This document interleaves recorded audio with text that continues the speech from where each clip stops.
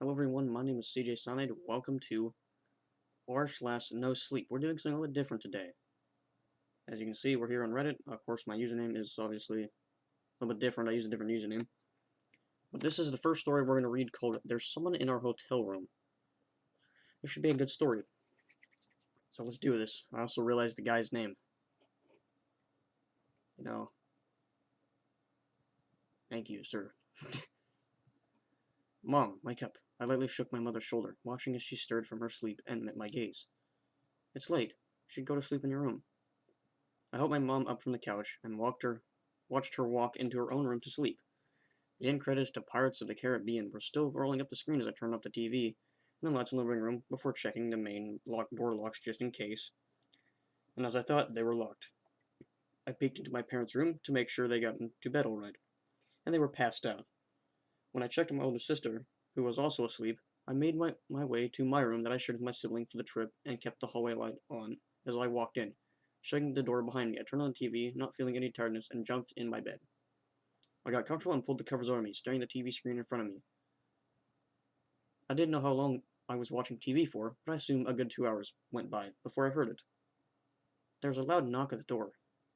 The knock was closely followed by two bangs. It was enough to make me jump. I looked towards the door to mine and my sibling's room, realization setting in. That knock didn't come from the main door to our hotel room. It came from mine and my sibling's room. That's when I noticed I stared at the door. The hallway light allowed two shadows to appear from underneath the door. I think someone is in our hotel room. I just stared, afraid to move a muscle, staring at the door in front of me that wasn't locked. The only thing keeping whoever is on the other side of the door away. I blinked and the shadow was gone. I turned to look at my sibling, only to notice they were awake now. We both didn't speak. We stared at each other as we both heard the fridge open. I made a few hand signs to indicate whoever it was out there. It wasn't family since they were all asleep. I think my sibling understood, since we both slowly got up and snuck towards the door. I think someone is in our hotel room. The sound of a beer bottle popping open. I don't know why. That is what we needed to hear to swing open our door, but we did. The only thing between our door and the kitchen was a short counter, so we could easily see. There was no one in the kitchen. We turned the corner of the bathroom, and there was no one in the bathroom. We passed the kitchen again, and looked in the living room. There was no one in the living room. We looked in the fridge to find the beer bottle that was cracked open. We simply shut the fridge and checked to make sure all of the locks on the hotel room main door were locked, which they were. There was no one in our hotel room. My siblings and I went to our sister's room and woke her up. We told her what happened and stayed up the rest of the night with her.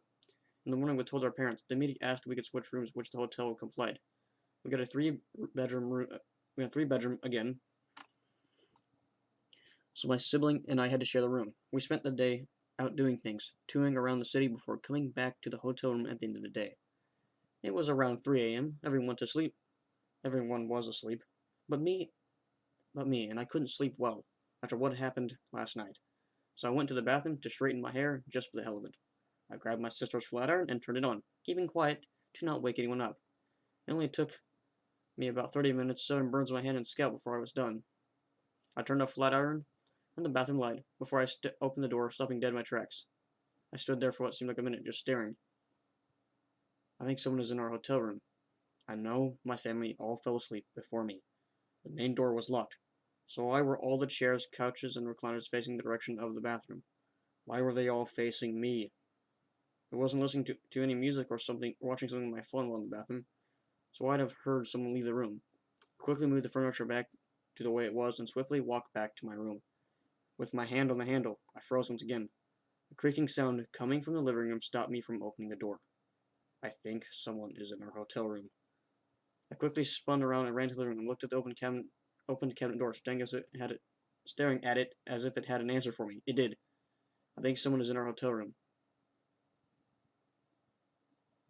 Right before my eyes, the cabinet slammed shut. I lost feelings in my legs. I'm not sure if it was from panic or anxiety, but I collapsed. I couldn't scream or simply get up and run. I just lied there. The only feeling was fear rushing over me. My senses numbed, except my vision. I could only see. The only thing I could see was the curtain slowly sliding open. I didn't want to see anymore. I didn't want to see what was on the other side of that curtain. I felt a sudden rush of adrenaline as I stood up and ran to my room. I practically busted the door open, slamming it shut behind me, locking it as fast as if that would stop whatever is out there. I ran to my siblings shook the body, stopping as they turned to look at me with a frightful expression on their face. I think someone is in our hotel room. They whispered me before our bedroom door slammed open, causing us to scream. There is something in our hotel room. Ooh, that's kind of creepy. That's good. House cream literally shows up at the worst times. Thank you. Thank you, sir, for that fucking story.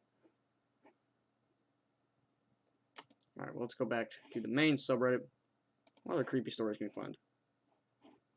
Uh-oh. The browser is breaking. No, I'm not gonna confirm my email. Get out of here.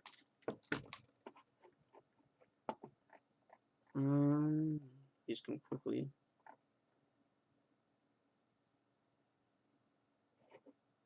Alright, let's do this one. Fuck's sake, work. I'm volunteering at my old middle school. The job came with a very strange code of conduct. Or quote-unquote code of conduct.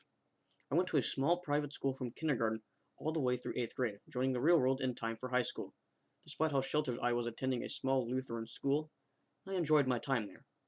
I made some friends, who I remain in touch with to this day, and was able to escape my sometimes rocky home life in favor of school and sports. To sum it up, my experience there was not unpleasant for the most part, which only makes recent events more strange. My boyfriend and I recently moved to an apartment at the edge of town. We are close enough to the highway and a few restaurants to not feel isolated. We also find ourselves buried in some sparse, newer suburbs that creep into the surrounding woods. Our neighborhood also happens to be located not 2 miles away from my old school, which is how I got the idea to do some volunteering there. I recently graduated with a bachelor's degree in psychology. I plan to take the GRE and apply for some master's programs next cycle. So in the meantime, I needed extra experiences to pile onto my applications. That, coupled with my new close proximity to Fruits of the Spirit Lutheran School, brought me to the seemingly easy solution of returning there for some volunteer experience. Fat, wet snowflakes pelted my windshield on the day I pulled into the FTS parking lot. I wasn't sure what to expect. I hadn't set foot in the place in years. It was also a church that offered childcare, but I stopped attending church long ago, and am only 24. I am happily childless. I marveled at how much the place had changed as I entered the now sleek glass front doors. My boots squeaked loudly on the fresh-looking marble floors that tracked in snow, the sound reverberating loudly off of the familiar vaulted ceilings. At least some things were still familiar. I approached the busy-looking woman seated at the new reception desk that now stood between the lobby and the hallways lined with classrooms. She greeted me warmly and escorted me to the office. When I explained why I was there, the one sitting in the office was less warm. Julia, she sighed, sounding exasperated. We don't need volunteers. Lori, the receptionist, Julia replied in a passive-aggressive sing-song tone. She's an alumni. Lori looked mildly surprised as she turned her attention fully to me for the first time. How are you now? Not very interesting. I don't believe I met an alumni your age yet. Your age yet? Fuck. Yet. Damn it. I am suck at stuff. Yeah. More water. I smiled and shook her hand. That didn't exactly shock me. I didn't recognize Lori and most of the staff still on our school's website. And most staff still on our school's website were faces I recognized from my time at FTS. So they never updated their fucking website? Great. The school was small when it first started out, and they relied on primarily parents or families of students to fill in administrative positions. Sometimes even teaching positions. It was a tight-knit group, and Lori was likely newer. She was probably hired in the past couple of years as the school expanded. Principal Lucas left his office, then rounded the corner and locking eyes with me. He was a tall man. Even after attending adulthood, I found myself tipping my chin back to meet his smiling eyes. I'm 5'10" now. Tall for a girl. Yeah. Giving me a new appreciation for his stature. Jules, he smiled, crinkling his eyes and making them look even more smiley. I would recognize a former student anywhere. What a lovely woman you've grown into. I would have made no attempt to conceal my disgust for such a creepy comment had it come from anyone else.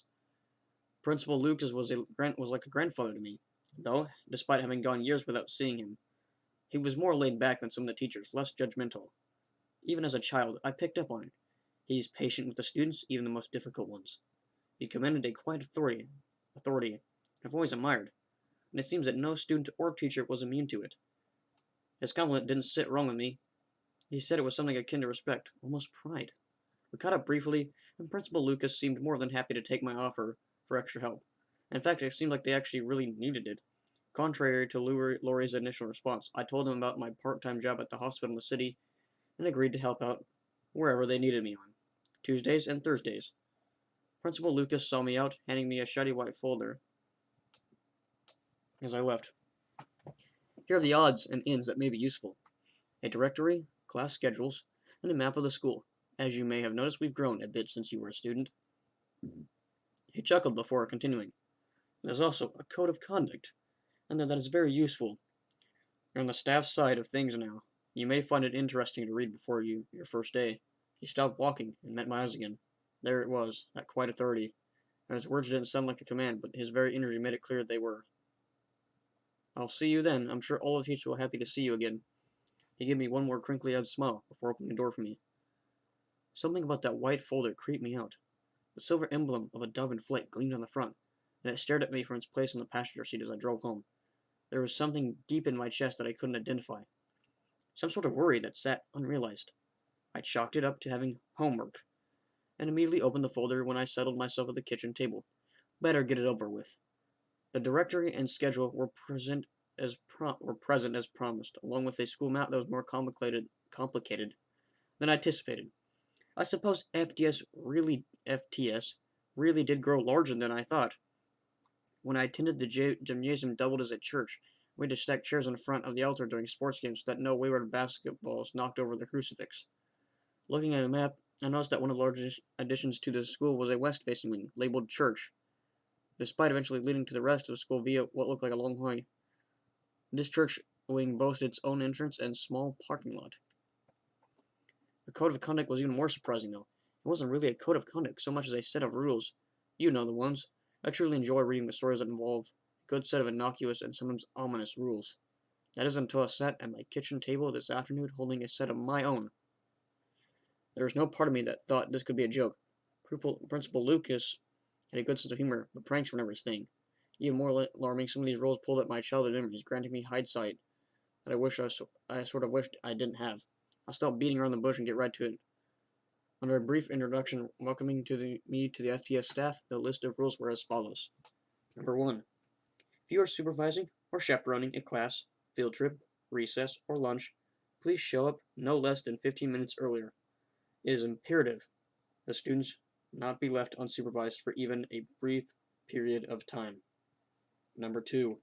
Having a cell phone is not prohibited. It is actually encouraged, should you need to contact staff in another part of the school in the event of an emergency. We just ask that you keep your cellular devices on silent and do not make any outgoing calls on FTS grounds.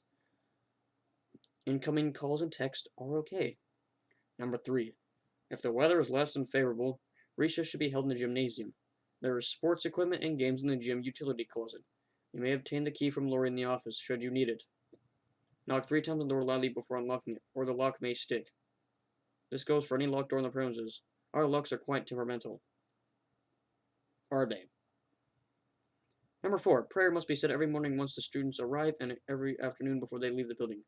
Should a student be late, he or she should be encouraged to lead a Bible reading during religion class or saying their own prayer during lunch.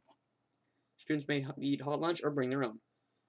If any student appears to have an allergic reaction while eating hot lunch, bring them to Principal Lucas immediately. Do not call 911. Our staff is well equipped to handle the situation. Our cooks are well aware of any food allergies the students may have. Whatever is happening to the student is not due to allergies. That's creepy.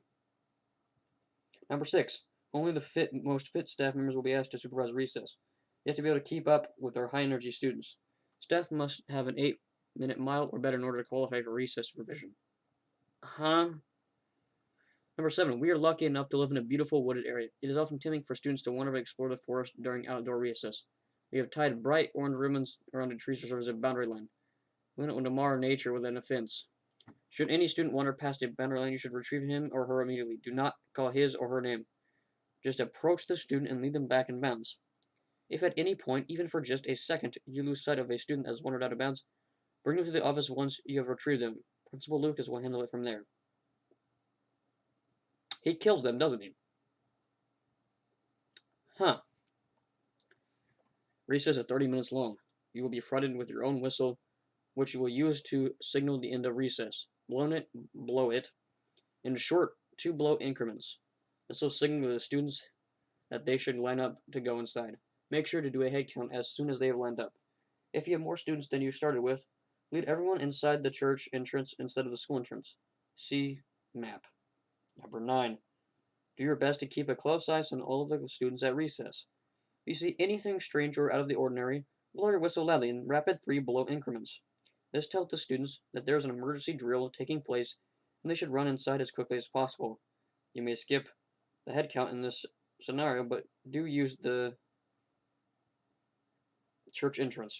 God damn it, I'm struggling. If you see any movement beyond the boundaries, blow your whistle 3 times. See number 8. This should only happen once every month or so, but be vigilant. Sometimes it happens more frequently. What? If another adult approaches you or any of the children claiming to be a parent, family member, or a student during outdoor recess, blow your whistle 3 times to get everybody inside. See that? This individual is not who they say they are, even if you think you recognize them. If another staff member shows up before or during recess and tells you they are there to assist you, ignore them. Wait until they are near a boundary line and blow your whistle 3 times. We only ever have one recess supervisor at a time. As you know, Fruit of the Spirit's school colors are silver and white. We encourage staff to demonstrate school silver spirit by wearing our colors as much as possible. Even a piece of silver jewelry will do. The code of conduct list wraps up with a little blurb about directing any question to seasoned staff members and wishing me good luck. This is weird, right? Yeah, I'll agree with you on that. Some of the rules make sense, but it seems to me that in every single one there is something off. What scares me the most, though, are the memories that come flooding back as I read and reread the rules. Remember how all of my teachers, more often than not, wore silver and white. Remember how Principal Lucas wore a silver ring on each finger. Remember being late to lunch on a few occasions because I had to stay and say my morning prayer 3 times. I chalked it up to my teachers being overzealous religious freaks. What really bothered me, though, is this.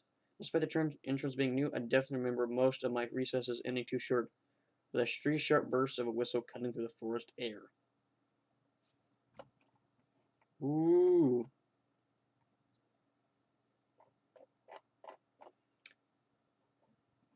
This story interests me. The rule is about, like, the forest. Why do you want people to stay out of the forest? That's what I'm wondering.